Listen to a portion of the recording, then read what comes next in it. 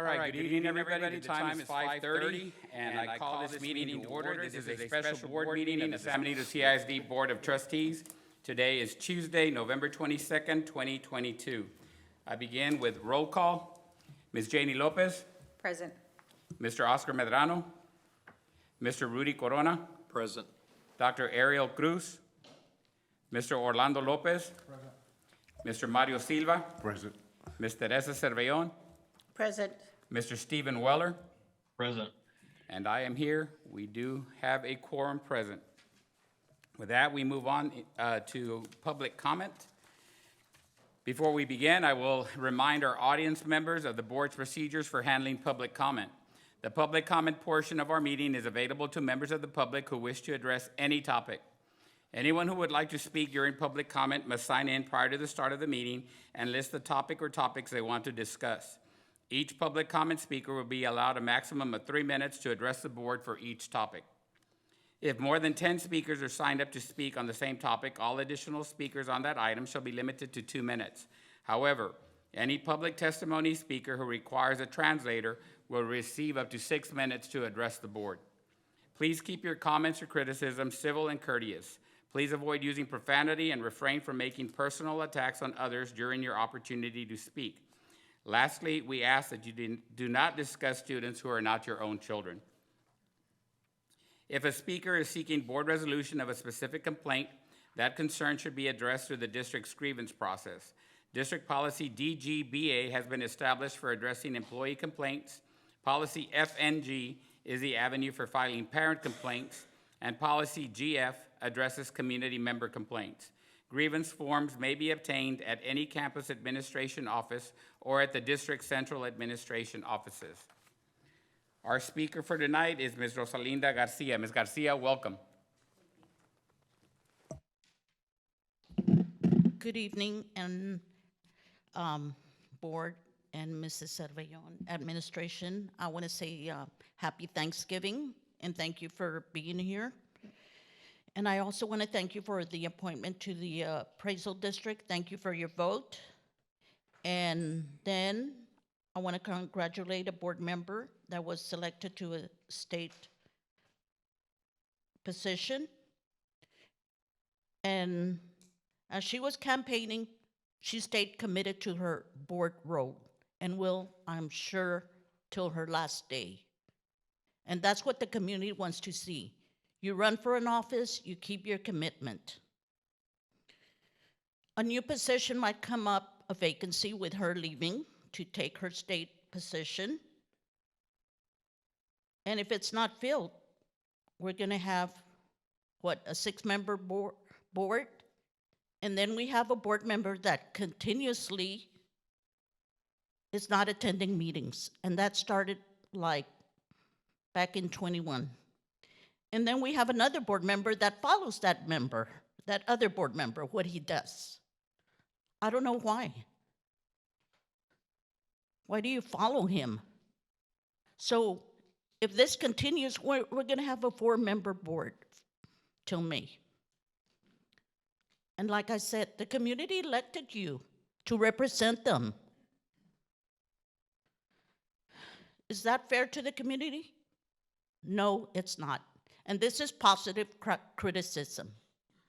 And I posted on Facebook. And once again, I want to thank the board member that was elected to state office. A big congratulations. And thank you for keeping your commitment. It shows a lot, because it takes a lot of research. You're not just showing up, you do research. Because you're going to be making critical decisions for the students and for the administration and teachers, custodians, everybody. And it's not just her, but that are showing up, but those persons that are consistently here. I know we're doing research. So I hope that other person changes his mind and shows up to the meetings. Thank you. Ms. Garcia, thank you. There are no more, there's no others signed up for public comment, so with that, we move on to item 2.1, Discussion, consideration, and possible approval of the San Benito CISD District Audit for the 2021-2022 school year. Ms. Cervellon? Yes, sir. Good evening, and tonight we will be reviewing the school audit and its findings. With that, I would like to call up Mr. Matthew Montemayor from Carl Riggs and Ingram. Thank you, Mrs. Cervellon, appreciate that. Good evening, Board President, members of the Board, Superintendent. My name is Matthew Montemayor. I'm an audit partner with Carl Riggs and Ingram, and I'm here today to present to you the overview of your comprehensive annual financial report. This would be for your most recent fiscal year, which is June 30th, 2022. It's a fairly large report, and I've put together a PowerPoint over some of the information that's in the report, just to kind of summarize the key components of it. And I'll go ahead and flip through that. And feel free to stop me at any time if you have any questions on any of the items in the report, and I'll do my best to answer your questions. So, there's a little brief introduction. I myself serve as the engagement partner, and as the engagement partner, I'm responsible for overseeing all the activities of the audit. That includes the development of the audit plan, execution of the audit procedures, review of field work, as well as review of the final report prior to issuance. At Carl Riggs and Ingram, we also have an engagement quality control review process. That's a separate partner outside of our office that serves as a second set of eyes. They review some of the information in the report for technical disclosures, as well as review some of the audit procedures that were performed as well. This slide that I put together is an overview of your annual comprehensive financial report. Like I mentioned earlier, your district goes above and beyond the minimum requirements and puts together a comprehensive report. So there's many components that are included in the report. I'll just go ahead and touch on a couple of these. The first one being management's discussion and analysis. I always encourage board members to refer to the management discussion analysis because that has a good summarized narrative of the entire report. If you didn't have time to review all 200 pages of the report, you could find out very useful information in your MD&A. It contains a narrative overview of the report, as well as some condensed financial information and budgetary highlights as well. This executive summary of the audit. So the audit process consists of two components. We have a financial statement audit and also an audit of your federal awards, your single audit. In the financial statement audit, we audit the basic financial statements of the governmental activities, each major fund, and the aggregate remaining fund information. In your audit of your federal awards, we audit for compliance with compliance requirements described in the OMB compliance supplement over the district's major federal programs that we audited during the year. And during the year, we audited 5 programs as major programs. Those are listed here. Some of them being the Education Stabilization Fund, that's your ESSER funding. Also, your Special Education Cluster, 21st Century Community Learning Centers grant, Title I Part A grant, as well as the ELC COVID grant that the district received. That was also included in our testing. The reports we issued this year, we issued 3 reports. The first one is on your financial statement audit. That independent auditor's report can be found on page 19. And in that report, we provided an opinion on the fair presentation of the financial statements. And our opinion on the financial statements is considered an unmodified opinion. You can consider that, or some call it a clean opinion or a good opinion. That's something that the board would be anticipating and wanting to receive. The next report is what we call our Yellow Book report. That could be found on page 175. Now, that report doesn't issue an opinion, but rather describes the scope and results of our testing of internal controls over financial reporting. We did have one internal control matter that we identified that's included in the report, and we've discussed that with management, and they've provided their corrective action on it.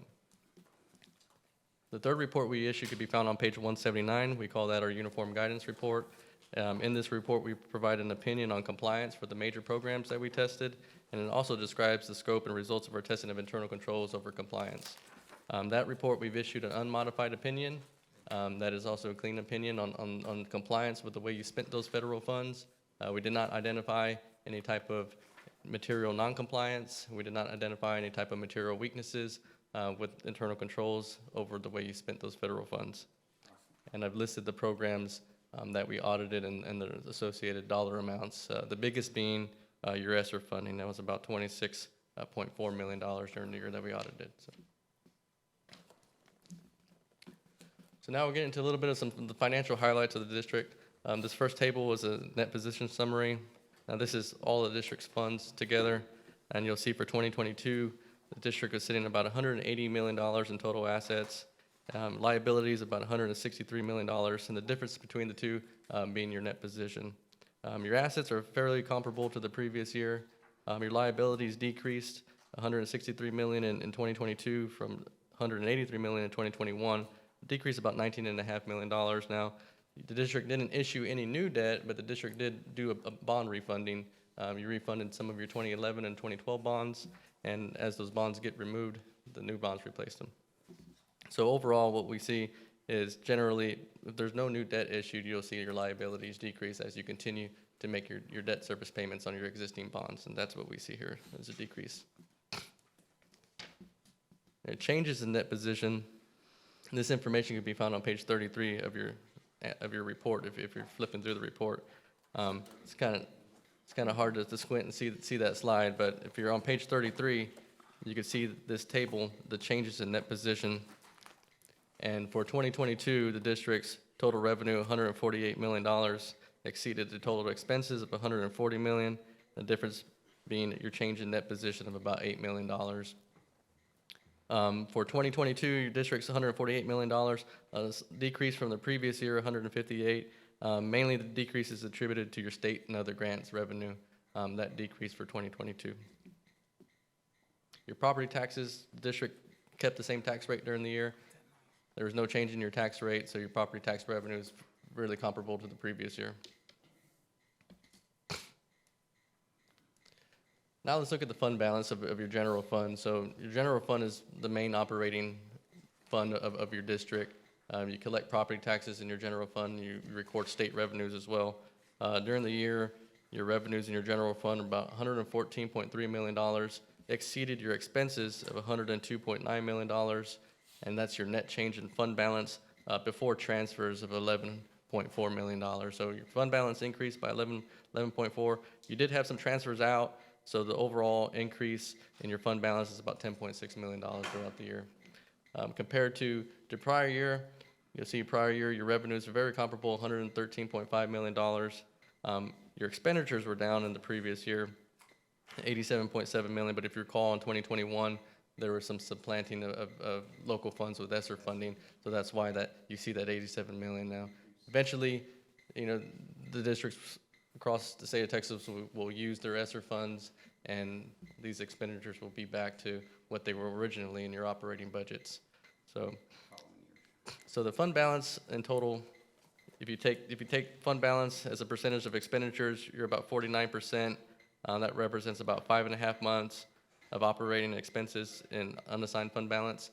Most districts aim to have about 90 to 100 days of operating expenses in fund balance, and you as a district are sitting above that about 5.5 months.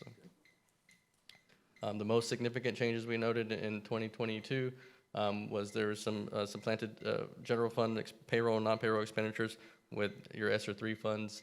I believe you have a spending plan with the way you're supposed to be using those ESSER 3 funds, and you have a plan to stick to that. But some of the funds were used for things like stipends during the year, as well as some other payroll and non-payroll charges as well. This next slide is just a little overview of your internal service fund. The district has a self-insurance fund. I believe you use Blue Cross Blue Shield to pay your insurance claims. And you can see for 2022, your revenue is about $9.4 million, expenditures 11.7. In 2021, your revenues are about $9.9 million, and your expenditures $11.2 million. The most significant change, you had an increase in some claims, about 4.5%. But both of these years, you could see your expenses are a little bit higher than your revenues in your internal service fund. This next slide, so what I like to do is I like to point out some of the more significant items in your report, and those significant items are usually your capital assets and your long-term debt. So here, this schedule, you'll see your capital assets. That could also be found on page 75 of your annual comprehensive report. Capital asset schedule, you'll see that your year-end capital assets net of accumulated depreciation were about $92 million. That's an increase of about $2.9 million from the prior year. Majority of your capital outlay or your increases in your capital assets represent your construction in progress. I believe those were for your continued construction of your PAC Center and your natatorium as well. During the year, you did have a transfer out of your construction in progress into a completed project. I believe that is your indoor use facility. You completed that right around July, and that was available during the school year. So, the next slide is your long-term debt schedule, and you can see in total your long-term debt decreased from the previous year about $5.9 million, and that's just attributed to your continued debt service payments that you make on your bonds. And if you see on the total additions, that represents your bond refunds, your refunding bonds that you issued, 2 refunding bonds, 2021A and 2021B. And if you slide up and you look at the top of the schedule, you'll see your 2011 and your 2012 bonds went away, or a portion of your 2012 bonds. There's still a little bit left over, they're about $215,000, but those were all covered by your new refunding. So. And then lastly, we, professional standards require that we make some required communications with those charged with governance, being the board. These communications are fairly standard. If we encountered any type of significant difficulties, we'd be required to communicate those. We did not encounter any significant difficulties. If we had any disagreements with management, we'd be required to communicate those to the board. We didn't have any disagreements. The financial statements contain numerous estimates. We've evaluated those estimates and determined they're reasonable in relation to the financial statements. And then we've also identified some adjustments throughout the audit. Those adjustments have been provided to finance, and then they're in the process of posting those adjustments and getting them on the books. And then finally, we obtained some written representations from management detailing that they provided us all the information that we needed to complete the audit. And we did have some minor advisory comments that are advisory in nature, and we've discussed those and provided those to management as well at the conclusion of the audit. So overall, that's all I have as far as the overview of the financial report. But what I would take from the presentation is that we did issue a clean, unmodified opinion on both your financial statement audit and your audit of your federal awards or your compliance, your single audit. So if there are any questions, I'd be happy to address those from any members of the board. Any questions? Mr. Montemayor, thank you for your work. That's nothing but good news. All those unmodified reports that's awesome to hear, so thank you. Yeah, and thank you to your finance department as well for being attentive to us and all our requests. I know we've had a lot of requests over the last couple of months, but thank you to your finance department and your staff for getting us the information we needed to conduct the audit. So thank you. Appreciate you. Thank you.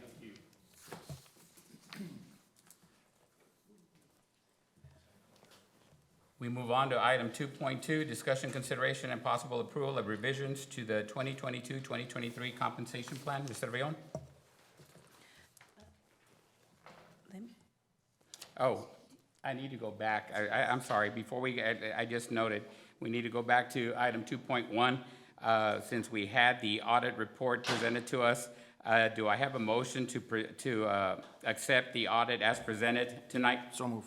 Okay, we have a motion by Orlando Lopez. Do I have a second? Second. Second by Mario Silva. Okay, all those in favor, raise your right hand. Motion carries. Sorry about that. Now we move on to item 2.2, discussion, consideration, and possible approval of revisions to the 2022-2023 compensation plan. Ms. Rion. Yes, when we brought forth the compensation plan 2 months ago, we made an adjustment to our hourly rate for our teachers when they go into workshops or sessions or also tutorials, and raise that to $40 an hour.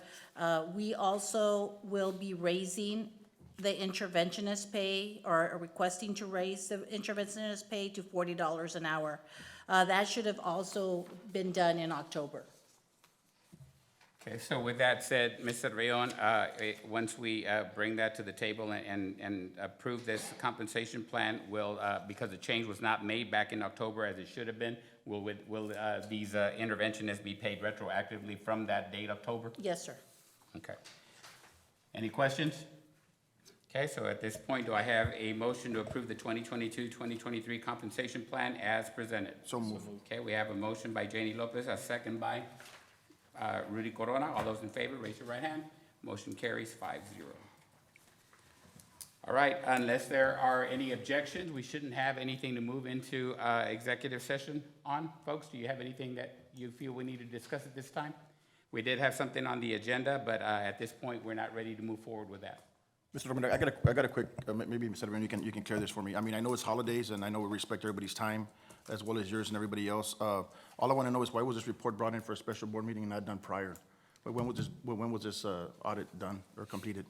Well, the audit was completed just recently, and that's why we had to come in. I understood that this is what happened last year because of the enormity of the work. I know that since Ms. Mata has been here, she's been working diligently with them. We've put new systems in place where now our capital assets, we have them where they need to be. And so there were certain things that we had to go back on for the 21-22 school year. Okay. So Okay. that's what we've been doing. Okay, no problem. I just think that we need to apologize for our staff for being here, taking time away from their holiday, unfortunately. So once again, I want to thank all of you all for coming in today, and we'll continue to move this forward so it won't happen again. Yes, Thank and you. I think that now with the systems, well, I know now with the systems we have in place, next year it won't Okay, happen again. great. Okay, thank you. Appreciate it. Thank you, Mr. Rayon. Do I have a motion to adjourn this meeting? So move. Okay, we have a motion by Orlando Lopez, second. Second by Rudy Corona. All those in favor? Mr. Board President, Yes, sir. do we have a personnel matter? No, we don't. We're moving it to another time. We're not ready to move on that. Okay, thank you, sir. Sorry Yep. for the interruption. Not a problem.